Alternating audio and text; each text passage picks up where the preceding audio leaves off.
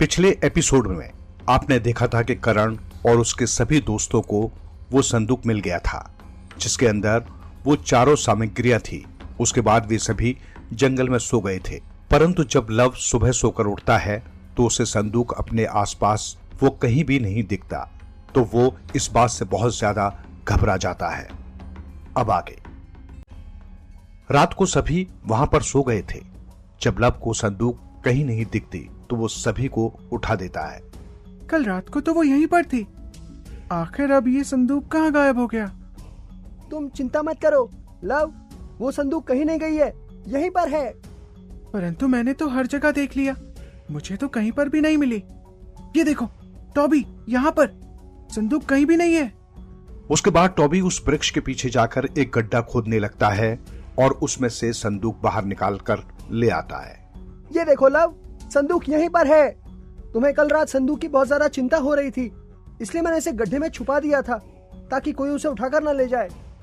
शुक्र है कि संदूक यहीं पर था, नहीं तो मुझे लगा कि हमें फिर से इसे ढूंढना पड़ता। हाँ बुलबुल, हमने इतने राक्षसों का सामना करके इतनी मुश्किल से संदूक को हासिल किया है। मैं अब और राक्षसों का सामना नहीं करना चाहता। चलो अब हम जल्दी से घर वापस चलते हैं। हाँ, हमें अपना आगे का सफर शुरू कर देना चाहिए क्योंकि हमें भी बहुत लंबा सफर तय करना है। तुम सही कहते हो करमजीत, हमें अभी बहुत लंबा सफर तय करना है। मैं घर जाकर आराम करना चाहती हूँ। उसके बाद वे सभी अपने आगे की यात्रा आरंभ कर देते हैं। देखो दोस्तों, हम पहुंच गए। ओहो पुत्र जी, मजा आ गया, हम वापस घर आ गए। चलो जी अंदर चलते हैं जी। फिर मुनि भी अपने घर से बाहर आ जाता है। वो सभी को आता देखकर बहुत खुश हो जाता है और दौड़कर उनके पास आ जाता है। वाह मित्रों, तुम सब वापस आ गए। मैं बहुत ही ज्यादा खुश हूँ कि तुम सभी सही सलामत हो। हाँ मुनि जी, मैं भी घर वापस आकर बहुत ज्यादा खुश हूँ। अब मैं कुछ दिन आराम से सो सकूंगा। लगता है तुम कई दिनों से सोए नहीं हो। कोई बात नहीं, अब आप सब अंदर चलिए और अंदर चलकर आराम कीजिए। मुन्नी जी, बाकी सभी कहाँ पर हैं? और सुनीता जी और सितारा, वो दोनों भी कहीं नजर नहीं आ रहे हैं। आप सभी पहले अंदर चलिए। उसके बाद वे सभी अंदर चले जाते हैं। फिर उसके बाद सुनीता वहां पर सितारा को लेकर आ जाती है। सितारा घर के बाहर आंगन में मिट्टी खा रही थी, इसलिए वो उसे डांट रही थी, परंतु जैसे ही वो सभी को अपने सामने देखती है तो बहुत प्रसन्न हो जाती है। ओए जी, आप सभी वापस आ गए जी कद्दू काट के। नहीं सुनीता जी, हम कद्दू काट के वापस नहीं आए हैं, हम तो राक्षसों को मार कर वापस आए हैं। लव पुत्र, तुसी भी ना। अजी मैनू आप सभी को देखकर बहुत खुशी हो रही है जी। अजी सुनीता जी, आप कैसी हैं? आप ठीक तो हो ना? अजी मैनू की होएगा, मैं तो बिल्कुल ठीक हूँ। आप दसो जी, आप तो ठीक हो ना? और पुत्र, आप सब भी ठीक तो हो ना? हम भी बिल्कुल ठीक है जी। आप सभी नू उथे कितनी सारी मुश्किलों का सामना करना पड़ा होगा, है ना जी? पता है सुनीता जी, वहाँ पर पहले राक्षस ने तो मुझे और करमजीत को निगल लिया था। ओए जी, फिर की होया सी? फिर तुसी उसके पेट तो बाहर निकले कि नहीं? सुनीता जी, तुसी ऐ की गल कर रहे हो? ऐ बाहर नहीं निकलने होंदे तो इत्थे कैसे आंदे जी? अजी मैं तो मजाक कर रही सी कद्दू काट के। लव पुत्र, आगे दसो, फिर के होया? उसके बाद तेजेंद्र सिंह जी ने हमें बचाया। उन्हें भी राक्षस ने निगल लिया था। फिर उन्होंने अपने चाकू की सहायता से उस राक्षस के पेट में वार किया। फिर वो राक्षस वहां से गायब हो गया और इस तरह तेजेंद्र सिंह जी ने हम सबको बचा लिया। अजी ये तो बढ़िया हुआ कद्दू काट के। उसके बाद लव सुनीता को सारे किस्से सुनाता है कि किस तरह उन्होंने सभी राक्षसों का सामना किया और आखिर में वो किस तरह मोम की तरह पिघल रहे थे। वो उन्हें शुरू से लेकर आखिरी तक सब बताता है। अजी पुत्र, तुम सभी ने बहुत हिम्मत से काम किया है। तुम सब नु कितनी मुसीबतों का सामना करना पड़ा। तुम सब ठीक तो हो ना पुत्र जी? जी सुनीता जी, हम सब बिल्कुल ठीक हैं। आपको सितारा ने पीछे से ज्यादा परेशान तो नहीं किया?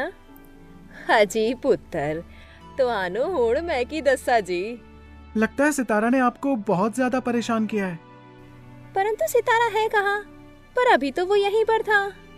वो अभी ही बाहर गया है। वो जरूर फिर से मिट्टी खाने वास्ते ही बाहर गया होगा। मैं अभी उसनो लेकर आंधी आजी कद्दू काट के। उसके बाद सुनीता फिर से सितारा को डांटते हुए वापस अंदर लेकर आती है। तब सितारा बहुत ज्यादा रोने लगता है। मुझे बाहर जाना है। नहीं पुत्र, मिट्टी खाना अच्छी बात नहीं होती। ये बहुत गंदी होती है जी कद्दू काट के। नहीं, कद्दू अच्छा नहीं होता। ची ची, मिट्टी बहुत अच्छी होती है। सितारा तो बिल्कुल बच्चों वाली हरकतें कर रहा है। अरे बुलबुल, क्या तुम भूल गई कि सितारा को यही तो श्राप मिला है? इसे तोड़वाने के लिए ही तो हम सब इतनी मेहनत करके आए हैं। नहीं लव, मुझे सब याद है। मैंने तो बस ऐसे ही कहा। अच्छा बाबा जी कहाँ पर हैं? हमें उन्हें ये सामग्रियाँ दिखानी थी। बाबा तो किसी काम से बाहर गए हैं, वो शाम तक वापस आएंगे। कोई बात नहीं, तब तक हम सभी थोड़ा आराम कर लेते हैं। पहले पुत्र तुम सभी खाना खा लो। हाँ जी सुनीता जी, तुसी जल्दी से खाना लगाओ, मैंने बहुत जोरों से भूख लग रही है जी। हाँ जी, मैं अभी लाई कद्दू काट के। सुनीता जी, तुसी कद्दू काट के मत लाना जी। अजी, अब आप भी शुरू हो गया। उसके बाद सभी खाना खाने बैठ जाते हैं। कितने दिनों बाद घर का खाना नसीब हुआ है। तुम बिल्कुल सही कह रहे हो लव, घर का खाना खाकर तो मन खुश हो गया। उसके थोड़ी देर बाद शाम हो जाती है। तब बाबा भी वापस घर आ जाते हैं। आप सभी अपनी यात्रा पूरी करके वापस आ गए हैं। जी बाबा, हम सभी वो संदूक भी अपने साथ लेकर आए। उसके अंदर चारों सामग्रियां भी हैं। ठीक है बच्चों, तुम सभी ने फिर से बहादुरी दिखाई है। बाबा, अब हमें हवन किस समय करना है, जिससे जल्दी से सितारा का श्राप टूट जाए?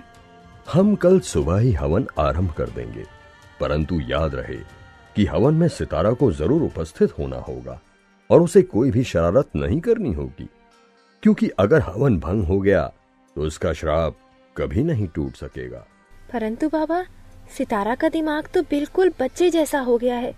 वो तो शांति से बैठ ही नहीं सकता। भला ये कैसे संभव होगा? बुलबुल, तुम सही कहती हो। ये तो हमारे लिए बहुत ही कठिन कार्य होने वाला है। परंतु बाबा, सितारा तो बहुत ही चंचल है। उसका हवन में शांति से बैठना तो बहुत ही मुश्किल है। क्या इसका कोई दूसरा उपाय नहीं है?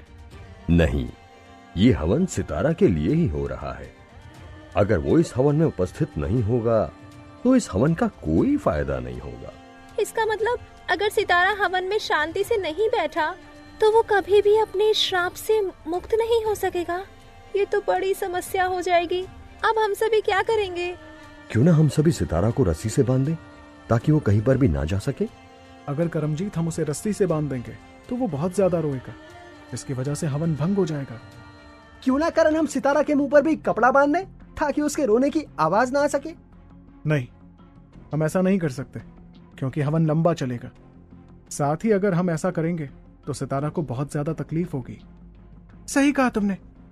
ये तो हम सभी के लिए बहुत ही बड़ी चुनौती होने वाली है।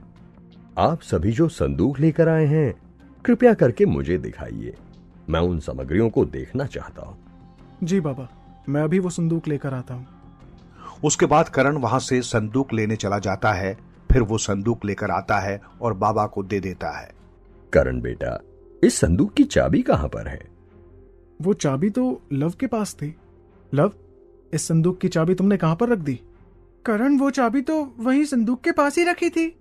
लव, मुझे वो चाबी कहीं पर भी नहीं मिली है। परंतु ऐसा कैसे संभव है? मैंने तो चाबी वहीं पर रखी थी।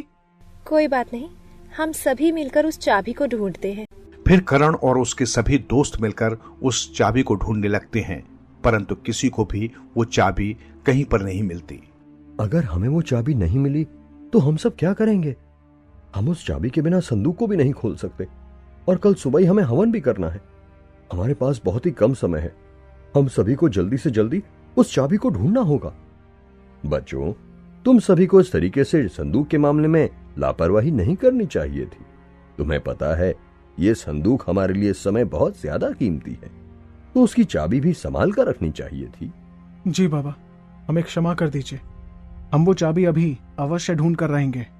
ठीक है, मैं अभी हवन की बाकी की सामग्रियां लेकर आता हूं, जिसकी हमें कल सुबह हवन में जरूरत पड़ेगी।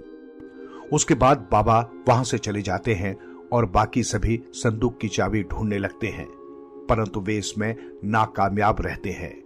आप सभी जो चाबी ढूंढ रहे हैं, आपको वो चाबी इतनी आसानी से नहीं मिलने वाली। उसके लिए आपको थोड़ा कष्ट उठाना पड़ेगा।